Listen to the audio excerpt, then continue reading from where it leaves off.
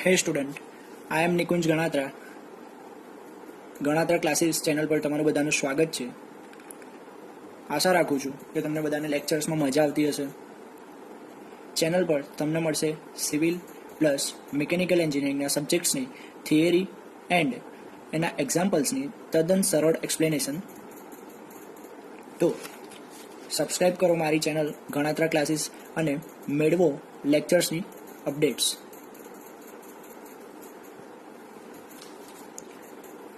સો last લેક્ચરમાં આપણે design of shear enforcement any theory અને એક્ઝામ્પલ્સ જોયા હતા. આજે આપણે આગળ નવી મેથડ સ્ટાર્ટ કરવા જઈ રહ્યા છે જેની અંદર બેન્ટ અપ બાર્સ આપેલા હોય એવા એક્ઝામ્પલ્સની કેલ્ક્યુલેશન કેવી રીતે કરવી એ આજે આપણે જોઈશું.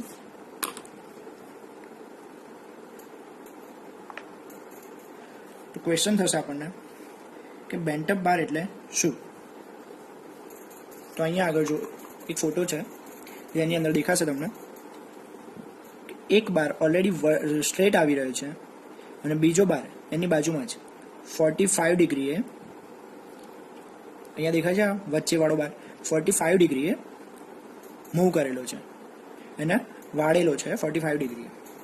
તો એને કહેવાશે બેન્ટ અપ બાર. બેન્ટ અપ બારના એક બીજો પણ તમને ફોટો બતાવું છું.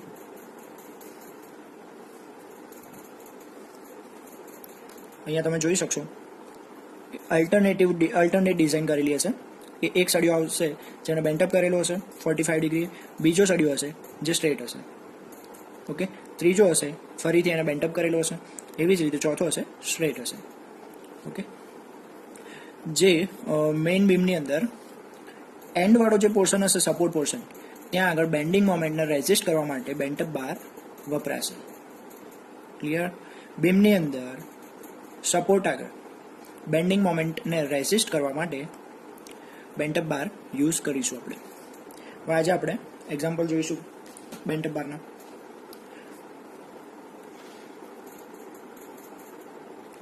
અહીંયા આગળ છે એક રકમ લખેલી છે. A reinforced concrete beam of section 300 by 450 mm is reinforced with 320 mm dia bars. શું કીધું છે? 3 સળિયા કેટલા 20 mm ના Fe250 at an effective cover of 30 mm. Cover કેટલું આપ્યું છે? 30 mm. એટલે જે ડેપ્થ આપી છે આપણને એની અંદરથી શું કરીશું આપણે? કવર માઇનસ કરીશું. Okay, the ultimate shear at the section is 140 kilonewton. એટલે અહીંયા આપેલું છે શિયર ફોર્સ. શિયર ફોર્સ આપેલો છે 140.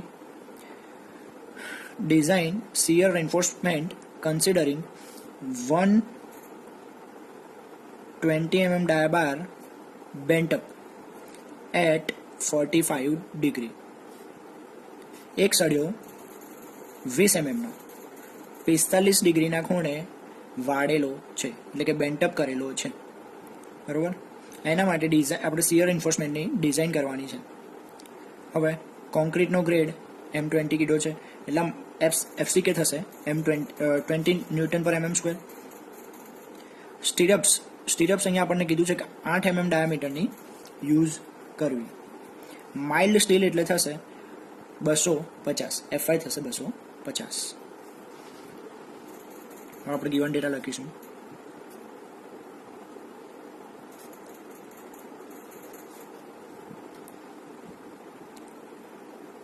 તો જો અહીંયા આગળ બી આપેલો છે આપણને 300 mm, ડી આપેલો છે 450 માઇનસ 30 થશે 420 mm. ઓકે, અહીંયા FY આપેલો છે આપણને 250 ન્યૂટન પર mm સ્ક્વેર. FCK આપેલો છે 20 ન્યૂટન પર mm સ્ક્વેર. બીજું એક આપેલું છે આપણને શિયર ફોર્સ આપેલો છે અહીંયા આગળ જુઓ. શિયર ફોર્સ આપેલો છે 140 કિલોન્યુટન. હવે એને આપણે શું કરીશું? ફેક્ટોરિયલમાં કન્વર્ટ કરીશું. તો અહીંયા આગળ ફેક્ટોરેડ શિયર ફોર્સ ઇઝ ઇક્વલ, ફેક્ટોરેટ કરવા માટે શું કરવું પડે? 1.5 વડે મલ્ટીપ્લાઇડ કરવો પડે 140. તો કેટલો થશે? અહીંયા આગળ 210 કિલો ન્યૂટન. અહીંયા સુધી ઓકે. નેક્સ્ટ છે, હવે આપણે ટાઉ વી ફાઇન્ડ કરતા હતા. ટુ ફાઇન્ડ ટાઉ વી માટેનું ઇક્વેશન શું હતું? Tau V is equal VU upon BD. Page number 72 પર આપેલું છે.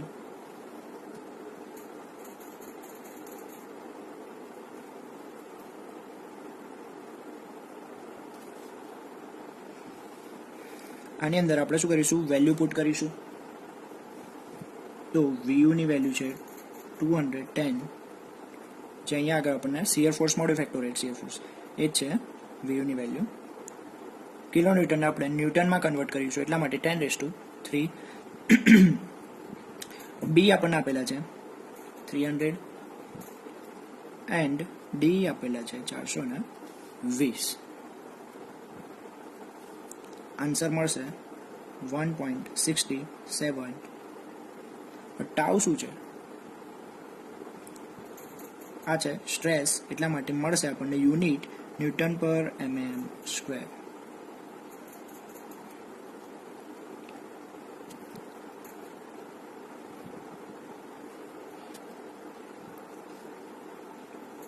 ટાઉ વી ની વેલ્યુ મળી 1.67 ન્યૂટન પર mm સ્ક્વેર.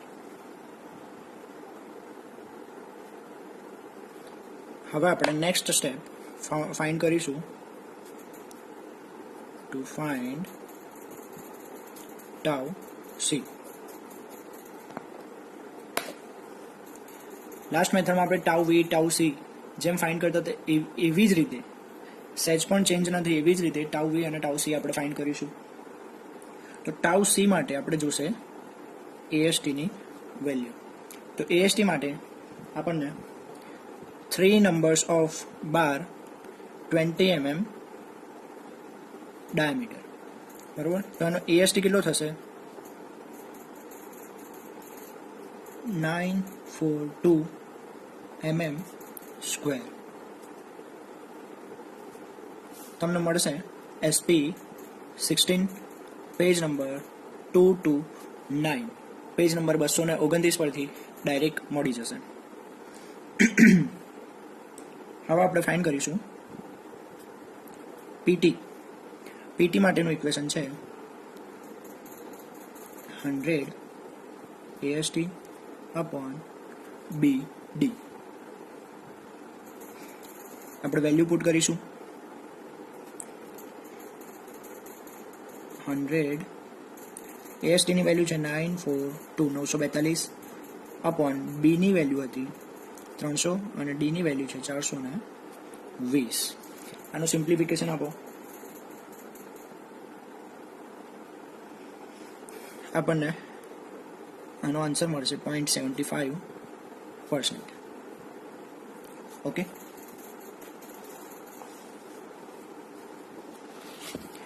કોડ ઓપન કરો. કોડની અંદર page number 73, page number 73 table number 19.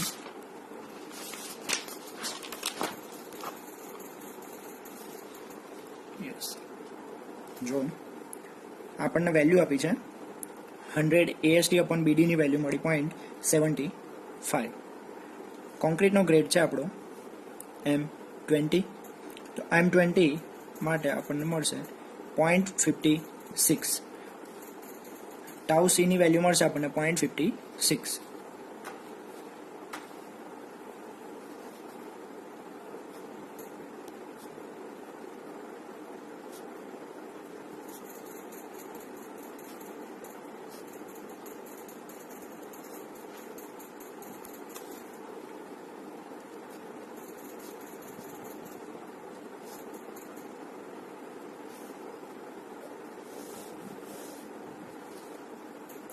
હવે ચેક કરો કે tau V and tau C બંનેમાં કોની વેલ્યુ મોટી છે.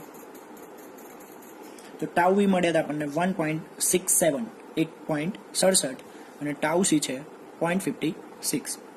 તો અહીંયા આગળ therefore ટાઉ વી greater than tau C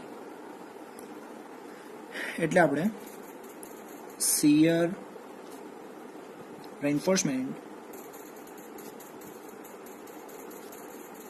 design કરવું પડે. ઓકે, ટાઉ વી ગ્રેટર દેન ટાઉ સી એટલા માટે શિયર રેન્ફોર્સમેન્ટ ડિઝાઇન કરવું પડશે. નેક્સ્ટ સ્ટેપ છે આપણું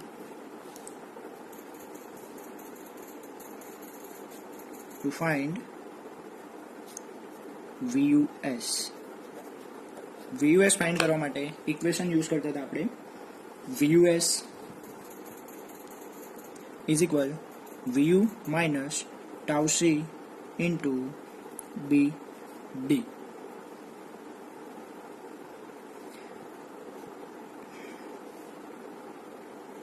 IS 456 2000માંથી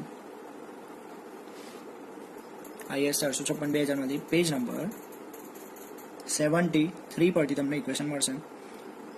આપણે VUS ફાઇન્ડ કરી રહ્યા છે. VUS ની equation VU minus tau C into BD. Value put કરીશું આપણે. તો VU ની વેલ્યુ હતી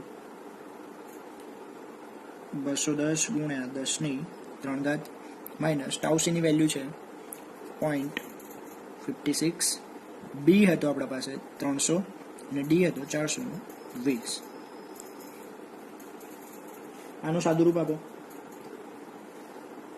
આન્સર મળશે આપણને 139,440 ન્યૂટન.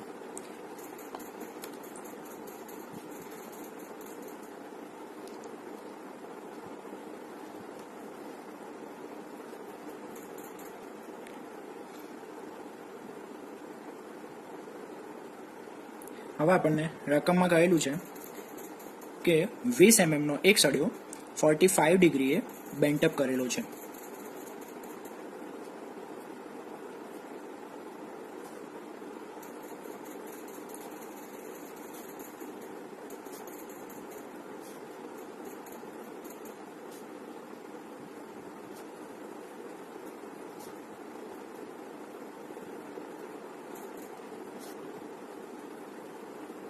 બેન્ટઅપ કરેલ છે. તો એના માટે VU S1 શોધવો પડશે આપણે.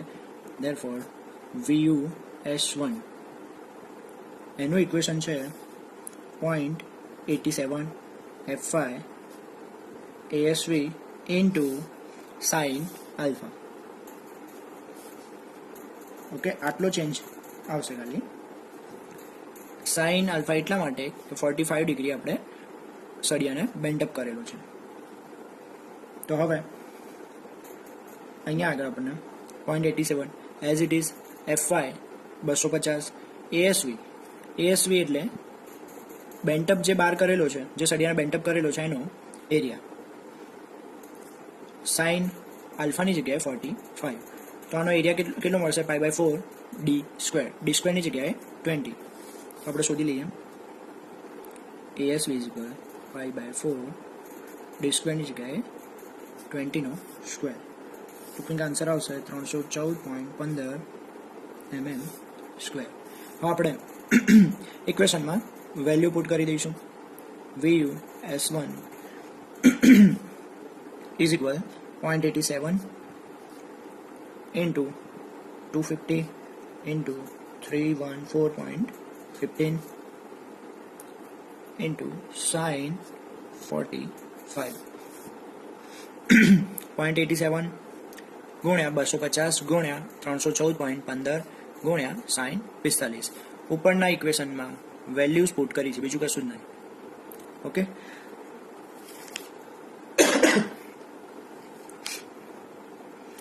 એનું સાદું રૂપ આપવાથી આપણને આન્સર મળશે 48,315.0 ન્યૂટન. VU S1. ઓકે, હવે આપણે પ્રીવિયસ થિયરીમાં ભણ્યા હતા કે VUS1ની કિંમત 0.5 VUS કરતાં વધારે ન હોવી જોઈએ, બરાબર.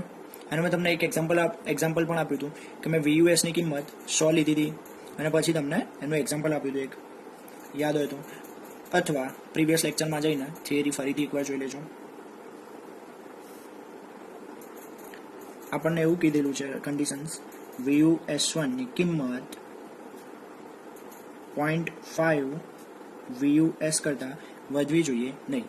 એટલે એને આવી રીતે લખાશે VUS1 not greater than 0.5 VUS. તો અહીંયા આપણે વેલ્યુ મૂકીને જોઈ લઈએ. તો VUS1ની વેલ્યુ કેટલી છે? 48314.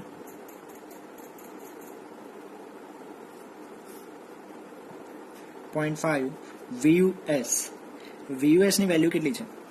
VUSની વેલ્યુ હતી આપણને આગળ મળી હતી 139,440. હવે અહીંયા આગળ તમે મલ્ટિપ્લિકેશન કરીને ચેક કરશો તો આના કરતાં આન્સર કંઈક વધી જાય છે. જોઈએ આપણે કેટલો મળે છે. 69720, 69720, જે આન્સર 48314 કરતાં વધી જાય છે. તો આપણને કન્ડિશનમાં એવું કીધેલું હતું કે જો આન્સર વધી જતો હોય તો VUS1ની વેલ્યુ કેટલી લેવી, VUSની વેલ્યુ કેટલી લેવી જે VUS1ની મળી હોય એ. તો therefore VUS1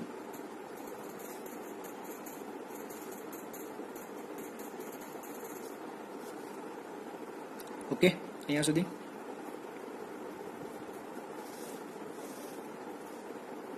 હવે નેટ VUS શોધવાનું છે આપણે. નેટ VUS એનું ઇક્વેશન હતું net VUS is equal VUS minus VUS1. એની અંદર વેલ્યુ પુટ કરીશું તો આપણને વેલ્યુ પુટ કરતાં મળશે VUS કેટલા હતા? 139,440 માઇનસ 48,315. તો એનો આન્સર આવશે net VUS is equal 91,125 newton. અહીંયા સુધી ક્લિયર?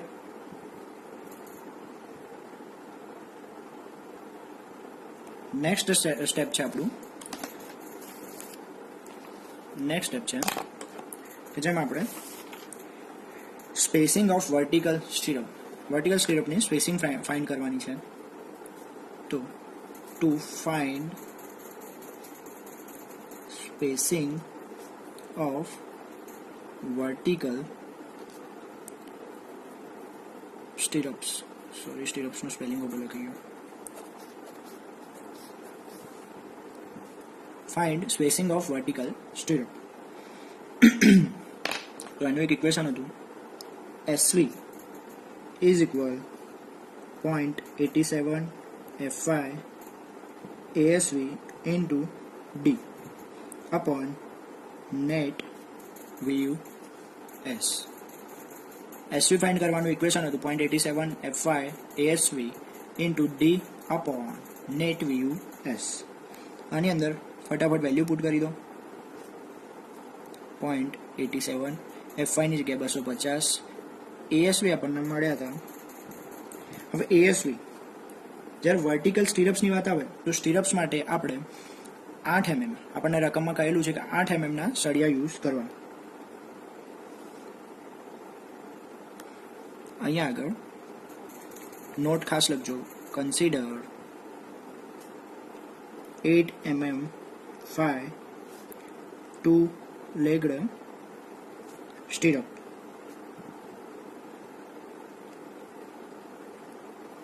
બરોબર. તો એનો એરિયા થશે 2-legged છે એટલા માટે 2π/4 ઇન્ટુ 8 સ્ક્વેર. તો આન્સર આવશે 100.51 mm સ્ક્વેર. 100.51 mm square. તો અહીંયા આગળ વેલ્યુ પુટ કરીશું 100.51 ઇન્ટુ ડી આપણા પાસે હતા 420.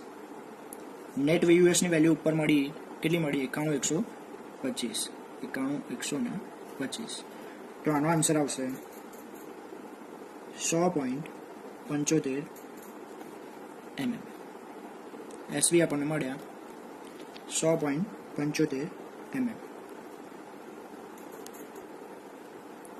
હવે આપણું નેક્સ્ટ સ્ટેપ છે check for maximum spacing. Check for maximum spacing. તો એની અંદર આપણને 3 કન્ડિશન્સ આપેલી હતી. ફર્સ્ટ હતી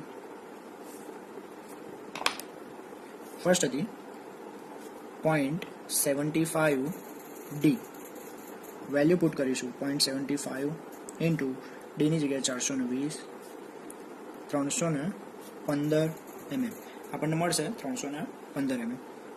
બીજી કન્ડિશન હતી 300 mm 300 mm.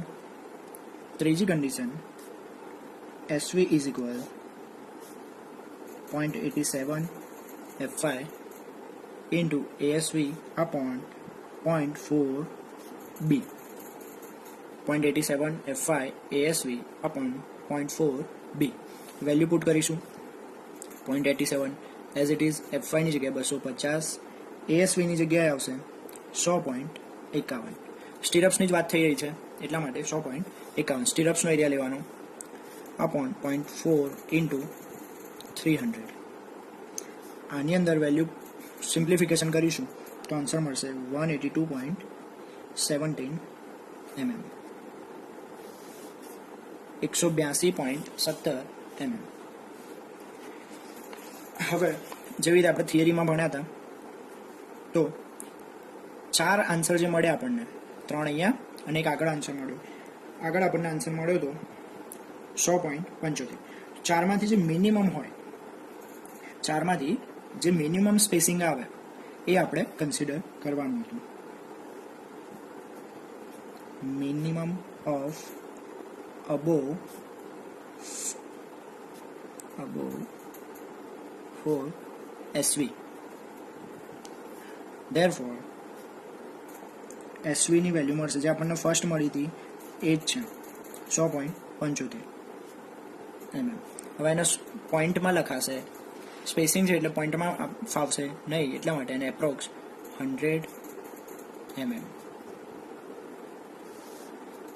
ઓકે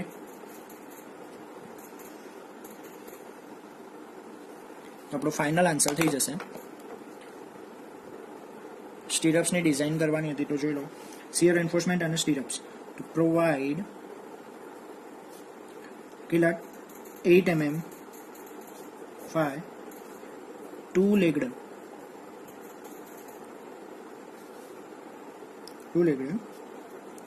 MS એટલે 250 નું FY 250 થશે. Vertical stirrups at 100 mm. SV કેટલું મળ્યું આપણને સ્પેસિંગ 100 તો 100 mm centre two centre spacing. અહીંયા સુધી કમ્પ્લીટ. તો આપણું કેલ્ક્યુલેશન હતું એ બધું જ કમ્પ્લીટ થઈ ગયું છે. હવે આપણે ફિગર જોઈશું એની.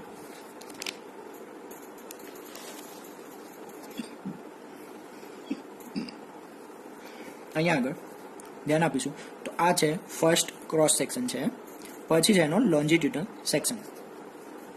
તો હવે ક્રોસ સેક્શન જોઈએ તો ડી આપણને આપેલું છે 300 અને ડી આપેલું છે ઓવરઓલ ડેપ્થ કેપિટલ ડી છે એટલે ઓવરઓલ ડેપ્થ 450 mm બરોબર.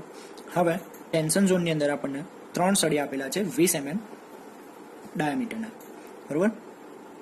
તો આપણે 3 સળિયા ત્યાં પ્રોવાઈડ કરી દીધા. 2 આપણે પ્રોવાઈડ કરીશું ઉપર એન્કર બાર્સ જે 10 mm ના હશે જેનું કોઈ કેલ્ક્યુલેશન કરવાનું નથી બરોબર. હવે આપણે જોઈશું લોન્જિટ્યુડનલ સેક્શનનું ડ્રોઈંગ. તો અહીંયા ધ્યાન આપશું કે અહીંયા આગળ સપોર્ટ્સ આગળ જે મેઇન બાર આવી રહ્યા છે મેઇન બાર એને 45 ડિગ્રીએ બેન્ટઅપ કરેલો છે અને અહીંયાથી જે સ્ટ્રેટ બાર જતો હશે એને આ બાજુ લાઈન 45 ડિગ્રીએ બેન્ટઅપ કરવામાં આવશે. મેં તમને મોબાઈલમાં હમણાં જ ટેબ્લેટમાં ફોટોઝ બતાવ્યા. તમે લોકો વધારે ફોટોઝ જોવા માટે ગૂગલ કરી શકો છો. હવે મેઇન બાર્સ તરીકે 3 સળિયા હતા 20 mm ના, તો એ મેઇન બાર અહીંયા આગળ પ્રોવાઈડ કરેલા છે. આ છે આપણી વર્ટિકલ સ્ટીરપ્સ. તો વર્ટિકલ સ્ટીરપ્સની વચ્ચેનું સ્પેસિંગ 100 mm હોવું જોઈએ, બરાબર. એક્ઝામ્પલ ગણીને ફિગર ડ્રો કરતી વખતે ખાસ એનું એક પણ નોટેશન રહી જવું જોઈએ નહીં.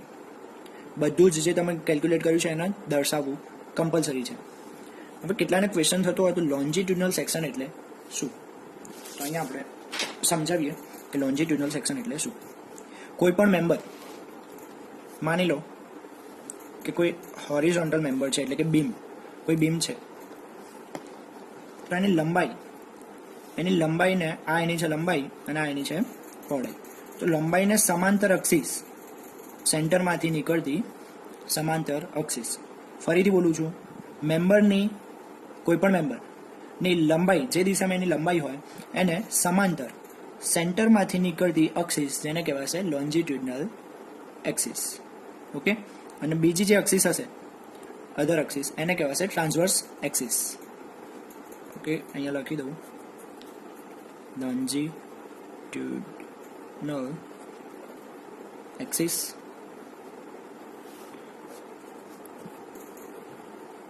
આને કહેવાશે ટ્રાન્સવર્સ એક્સિસ, બરાબર. એવી જ રીતે કોલમ માટે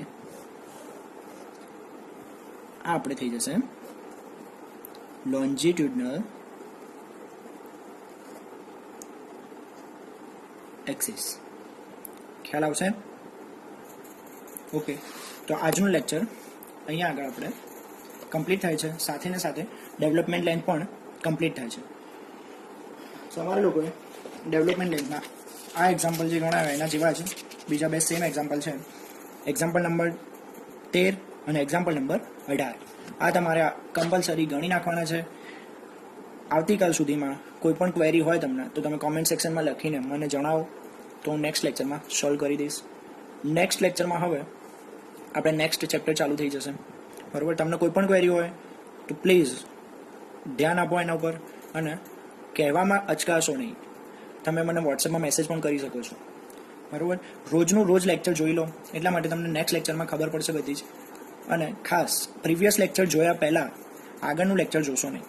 મતલબ કે લેક્ચર 6 જોવાનું હોય તમારે, મતલબ આજે 6 લેક્ચર જોશો નહીં કે જ્યારે ચોથું અને પાંચમું તમારે બાકી હોય ઓલરેડી, તો પહેલાં એ કમ્પ્લીટ કરો, પછી જ છઠ્ઠું લેક્ચર જોવો.